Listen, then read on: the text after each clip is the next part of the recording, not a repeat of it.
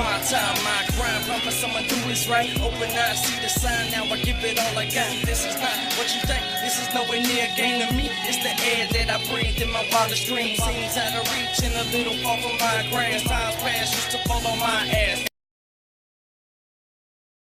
Welcome everyone back to another edition of the Wrestling Room of Doom. This is going to be a special late breaking, new breaking, however you want to put it.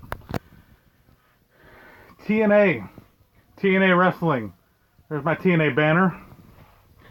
There's the very first TNA 3-hour, 2-hour, whatever it was, pay-per-view extravaganza. There's the X Division title belt right behind me. I had to make a quick video. Apparently, breaking news today, Vince McMahon and the WWE has apparently purchased the TNA video library, which is insane. Billy Corgan is apparently rebranding the product, sold all the video library to Vince, so now I guess we're going to get some TNA on WWE Network. I think that's a good thing. I'm glad that Corgan didn't sell WWE the contracts, the ring, all that junk to Vince like happened years ago in 2001 with WCW being purchased by WWE or WWF at the time, because that ruined the company. The company, it didn't fold. It got bought and then closed down. And now you can see all the wonderful WCW archive footage on the network, which is really cool. Pay-per-views, Monday Nitros. Hopefully someday they'll get the Saturday night main events on there, Thursday Thunders, etc., etc. But apparently WWF or WWE has purchased the library from, I assume, Billy Corgan and Dixie Carter and all of them. And from what I'm reading, Billy Corgan has the majority shareholder now over Dixie with the TNA product. And he's going to rebrand it, I'm sure, rename it. Just totally wipe everything clean, which really, unfortunately, needed to be done. WWE, or TNA, had such a good run going there for a while. And I hate to say, unfortunately, my man Hulk Hogan that I love, still loves to this day, came in when he signed with TNA. I was happy for at the time, and honestly, kind of screwed the company up. I mean, he brought in like people that did not need to be there. The company was just doing awesome without him. I thought it was going to be a great addition with him, just like when WCW brought in Hulk in the 90s. But it didn't happen that way, unfortunately. Hulk changed the 6-sided ring that TNA was known for back to the 4 sides.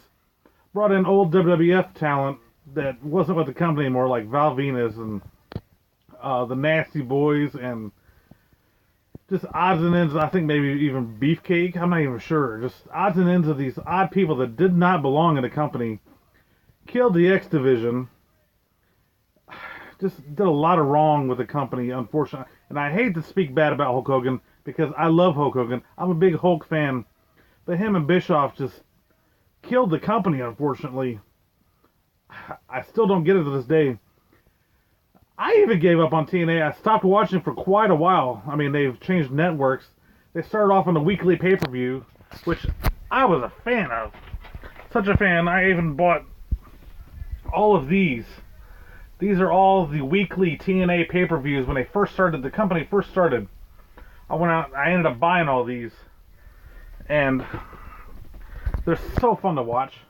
You get early AJ, early Abyss, James Storm, America's Most Wanted. Just great stuff to watch. Raven. Stuff that a lot of people don't even get to watch anymore because it was never really put back out on DVD, Oh. Just fell. Anyway. So I'm kind of glad that WWE's getting the library. Now they can get it on the network eventually. We'll get to see at least the weekly pay-per-views. I think we're unbelievable. But now we'll get the episodes of Impact and everything else. I'm starting to say, they started out on the weekly pay-per-views. Then they moved to Fox Sports Net. They had like a weird time, like an afternoon time slot, like on a Wednesday or something like that. I would record and go back and watch. Then they finally got a deal with Spike TV. They went to Spike. Then they left there after several years when they had a really good run on there. They went to like Destination America, which nobody even had that freaking channel. I didn't have it. And that's when I kind of lost interest in TNA. I couldn't keep up with the product, so I couldn't even watch the product, so why try to keep up with it? Then they finally moved to what is now Pop TV. Still kind of a relatively unknown channel, kind of like Destination America, but people actually have this channel, so people are tuning in. Broken Matt Hardy's brought everybody back, including myself. The Hardy Boys are just, they've pretty much reformed themselves and rebranded themselves, as hopefully Billy Corgan is planning on doing with the company. I wish them luck. We have to have more than one major wrestling company. I love Ring of Honor. They're not quite as big as what TNA kind of is, and definitely not as close as what WWE is. Either brand is. Good luck to TNA, whatever they rebrand themselves into. Hopefully, this is good for wrestling. I just kind of question things like, what is the cutoff date when the library is going to be purchased by WWE? Starting today? Or last month? Or, what are they going to get exactly? I know they'll get everything, but up to when?